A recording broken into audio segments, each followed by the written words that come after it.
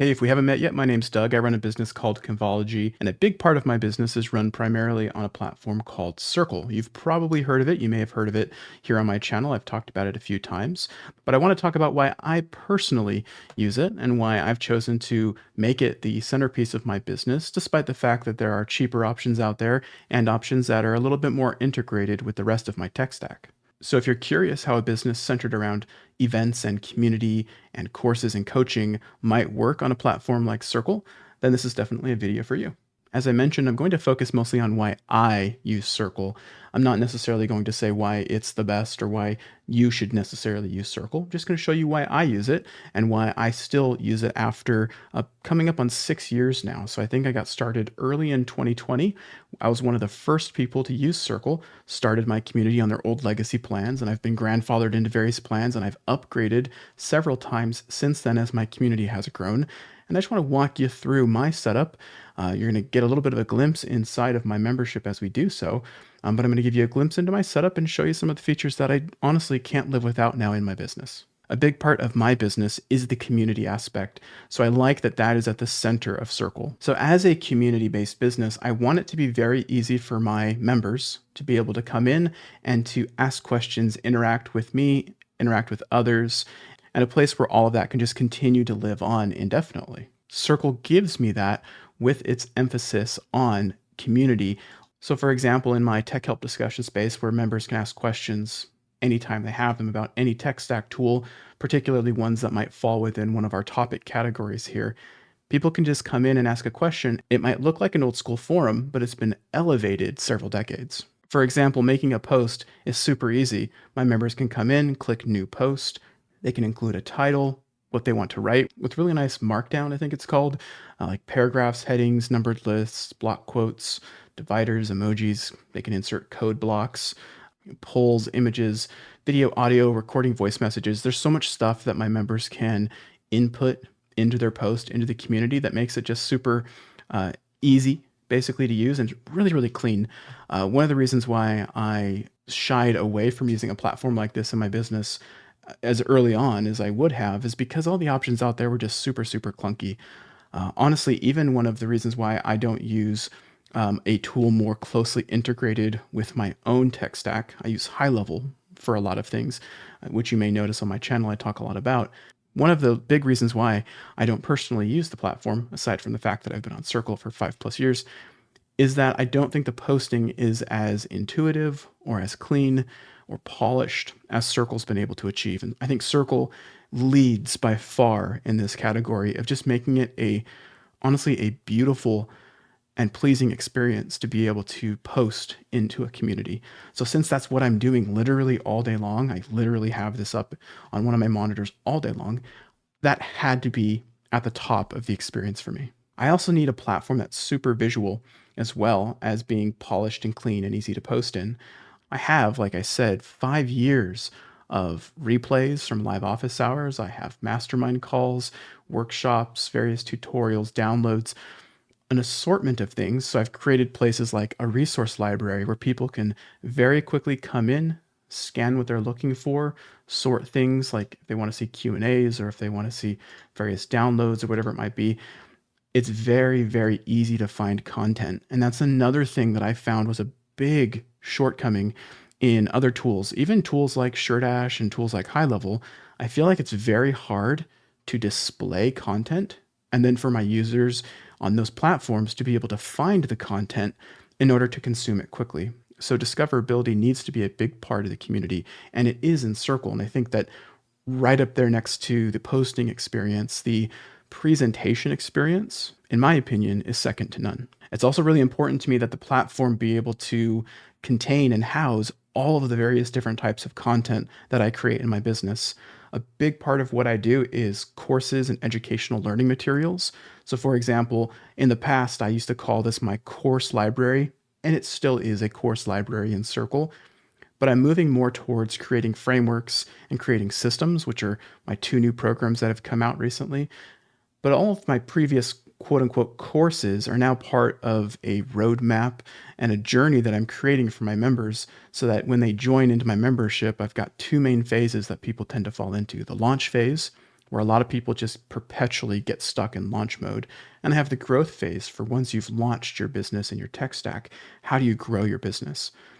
So what I like about Circle is that I can make my courses as visible or tucked away as I want them to be, and I can incorporate them into the rest of my community where it makes sense.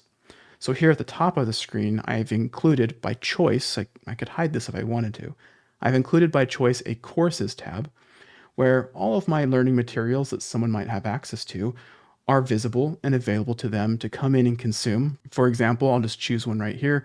Someone can come in and they can view all of the different modules and lessons and things that might be applicable to them if they were going to be using SureCart in their tech stack. So that's a very launch phase type of resource. Now you'll notice the courses here are not in the left sidebar. I actually made that change this morning. Historically, for years, they were in the sidebar, and I decided that I wanted to have them moved and tucked away under courses because they are now a part of what I've called the launch phase.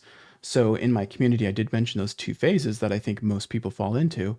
So here inside of my launch framework, I've created several resources for people to be able to use to help get themselves across that launching finish line, being able to say, I've built a tech stack, I love it, it has everything that I want, I'm ready to grow my business, right? So this is all of the resources, and part of this, you can see it says coming soon here because I haven't officially launched it, and I'm looking at the public view. Behind the scenes, I have all of this turned on or almost ready to turn on. So what I've done here essentially is I have put my courses linked from within another, we'll call it a course, despite the fact that it's a framework of almost like a linear model for you to be able to go through. And I've included resources and things in here as well. The tech stack blueprint roadmaps are going to be the curated, hand-picked list of tutorials, courses, educational materials, workshops, lives that I've done in an order in which I'd recommend that somebody consume them and go through them in order to get the most benefit out of it. So essentially it's my top recommendations for how you can build that tech stack, implement, utilize, etc., all in one place, which is really nice because now I'm taking content from YouTube, from my courses, from my live events, all in one place, nicely inside of my community. So I really like that Circle has made it so easy for me to do that. Just like everything up to this point has been personal preference, I'm going to share a little bit more personal preference. I really like the layout of the courses and the content inside of Circle. Other platforms are a little corporate looking, a little too structured for my liking. I really like the blank white canvas look, so I really appreciate that's how it looks inside of Circle. I just really like how easy it is for people to be able to navigate back and forth. And then when it comes to editing the lesson, so for example, this is one of the resources inside of my program. If I wanted to update this, it feels like I'm just writing on a Google Doc. I could come in here, hit enter. There's all of that same post markup. If I wanted to drop in an image or an audio file, code block, it's just as simple as clicking on one of these things like heading number 2. There's my heading, really easy to write. I like how I can easily highlight text. It's just simple and polished. That's what I'm personally looking for. Something that takes the clunky, cumbersome experience away from publishing content and gives me the ability to just publish and go and give people answers quickly. And also, if I had a featured media, like most of my course lessons do, for example, with a tick of a box here, I can now insert featured media right at the top. Something else that I really like about Circle are the different types of spaces. A lot of other platforms are pretty structured behind the idea of a space or a channel or something is just for posting, just your standard forum type discussion, which is most of what I've shown you so far. But if I wanted to create another space, I could hit this plus button here and say create space, and then I could choose the type of space. It could be posts, it could be events, a chat, which is literally like Slack. That's awesome. A course, which I've shown you, a directory. I can also create an image space, which is pretty cool. It's like a gallery, basically. I don't actually have an image space, but I just wanted to show you from the Circle help documentation an example of what that might look like if you were a photographer or a graphic designer or somebody that did a lot of image-based work. You can literally create a gallery inside of Circle. I thought that was really cool. Now, I think if I had to choose one feature that made Circle stand out for me, I think I'd have to say it's the events. The biggest benefit that I personally give to my members, in my opinion, is my time on live events. So I've wanted and needed a platform that allows me to go live to my community or to my members to be able to curate that experience, make it easy to RSVP, And the events feature does all of that and then some. One of my favorite things about events is the ability to just go live directly into the community. For years before a lot of this came out, I think the events component wasn't available for maybe the first 2 years of Circle. Prior to that, and then slightly after, I was using Zoom. Everyone who wanted to attend had to come in, RSVP, get a Zoom link, join Zoom. It felt very disconnected. But as soon as I started using the Circle Events feature, essentially I go live directly in the place where my members joined, are interacting, asking questions. A little thing comes up in the bottom left screen that says, Doug is live. Click here to join the office hours, join the workshop, join the mastermind call. And members can just jump right into any event that they want to. So here inside of my event section, I personally really like the way that this is laid out. I like that members can scroll and see all of the upcoming events. They can see that there's office hours. They can say, oh, you know what? There's one coming up on Friday. You can see that there's 5 people set to attend, and it's going to be a live room. Now, what's the difference between live room and live stream? Think of live stream like a webinar. It's one direction where you are talking to everybody who's attending, and they can be in the chat, they can ask questions and Q&As and stuff like that. Super cool feature. A live room is more like a traditional like Zoom call, where you can see all the tiles of all the people and everyone can, turn their microphone on and talk or mute as they want to. It's essentially a gallery, as you see here. So I can have gallery view and default view. One of the things I really love about Circle Events is that you can literally do paid live webinars, live workshops, live broadcasts, whatever you want to do, live big, Zoom type calls, and charge access for them. And it's super well done inside of Circle. So now you may have seen at the top of the screen here, there is an events section, and this would be like an aggregate feed of all events across all of the different event spaces. In my community, I only have one event space. It's for my member events. But I am contemplating the idea of having a public events section where I can have like workshops that are public. I can have webinars that are public. I can do live and recorded and things like that, which I think would be a great use for the Circle storage because they're essentially lead magnets at that point. I could have paid events. If someone goes to the event section at the top, they're going to see all of the events, upcoming and past. So that's another thing I really love about this. I can scroll for years worth of content that are all inside of my Circle account. Super, super cool. Now, something that I only recently have started to use is the workflows feature. And I'm very quickly realizing I probably should have been using this sooner. And I'm also realizing, wow, once I really dive in and start using workflows, which is the name of their automations, I'm going to have a hard time going to a platform that doesn't have them, which is pretty much all of them. I've yet to find a platform that has this level of connectivity in an automation system. High Level comes pretty close with their workflows, funny enough, named the same thing, their workflows automations. But I find that the Circle ones just feel like they're closer and more connected to my community. Let me give you an example here. So I've just clicked into a workflow automation, very standard looking automation builder. And the trigger for this automation is that somebody gets access to, you can see here, added to access group. When someone joins Convology Plus, which is my access group for my membership that they get access to from Paywalls, which I'll show you in a second, I send them a direct message. Talk to them about, welcome, here's what you can do, introduce yourself here, go to the member lounge, go to Momentum Makers, reply, ask if you have any questions, that type of thing. And what I can do here, I'm going to hit edit on this. I'll just hit continue to edit. I can add like different steps. So I can say, you know what I want to do here? I've got a DM that goes out right away. I would like to wait. So I'll put in a time delay here, a time delay of 7 days. And I want to send out a second DM 7 days later, just to follow up with them, right? That's the type of thing that helps engage a member who may have joined, done a little bit of community interaction, kind of fallen off a little bit. I've noticed that for some of the less engaged people, a week is a really good point in time to follow up with people. And historically, I've either been doing this in DMs or I've been talking to people in live events that they may join while they're still engaged. But I should have been, and I'm going to do, more DMs to people, more direct messaging, which is something that I'm not going to show you because it'll expose all the DMs that I've had with my members. I just don't want to do that. But the DM feature, I talked about how gorgeous and streamlined the posting feature is. The DM feature it's just as good. It's very, very nice. It's the best DM feature that I've seen in a platform, which I feel like I've said a lot in this video. It's the best I've seen on any platform. But you saw here all the different things that you can do in an automation. You can do things like add members to spaces, add them to access groups, remove them from the community. My program, the plan I'm on, doesn't include webhooks. That's too bad.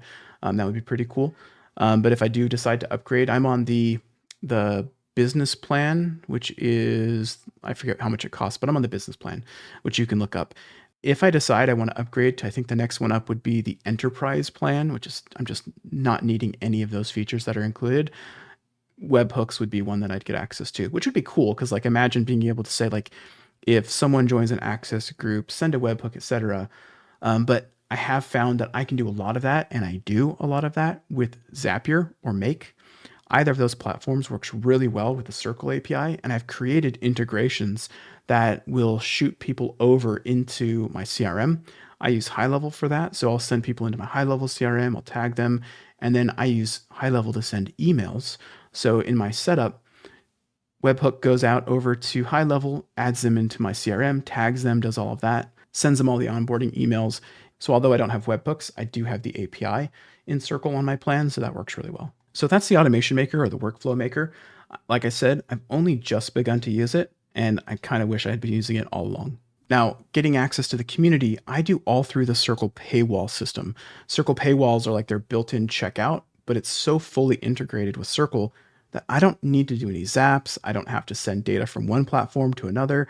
Literally, people go to my checkout page, which let me go ahead and show you that. Here it is right here. Basically, people can click on a link on my sales page, which is currently in WordPress. But if you've seen a recent video here from my channel, Circle literally just yesterday, at the time of this recording, released a full page builder, pseudo website builder.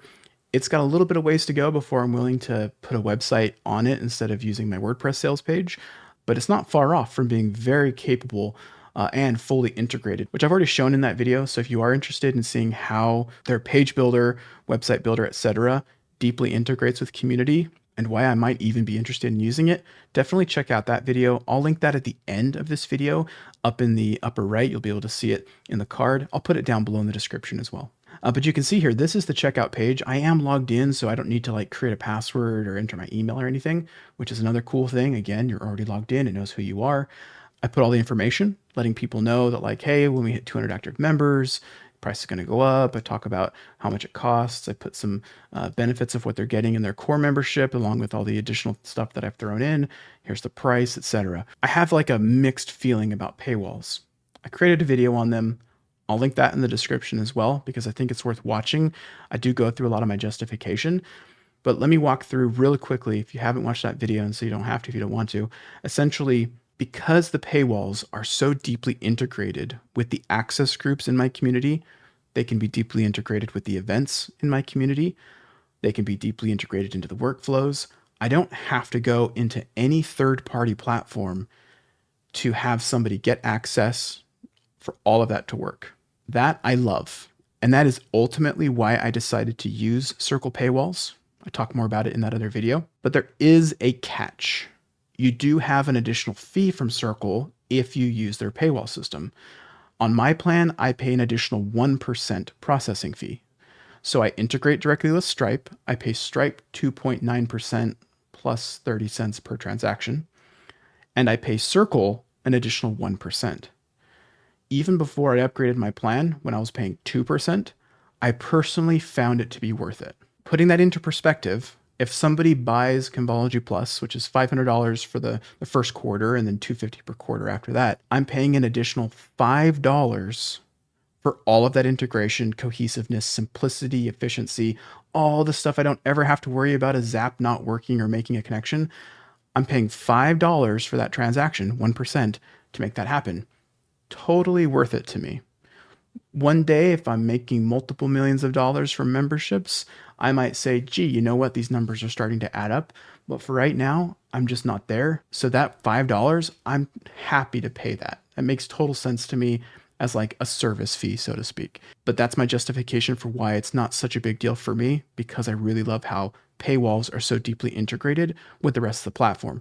And it would be really hard to give up the simplicity of Circle paywalls, even when moving to another platform. For example, High Level, which, like I said, powers a huge part of my tech stack. The community component there, in order to get all of the payment processing all connected and configured and granting access to things, I have videos on that.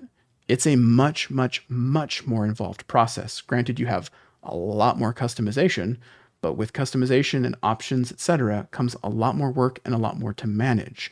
So you just have to weigh what you want. This is why I use Circle Paywalls and why I'll continue to use them. Shameless plug, if you liked what you saw in Convology Plus and you want to get access to this and get more access to the help and the services and the types of information that I provide in Convology Plus, I'll leave a link down below in the description for that. But in general, if you were looking at this video for insight into whether Circle would be right for the foundation of your tech stack, your community, or member engagement, I hope this video helped you decide one way or another if Circle is right for you.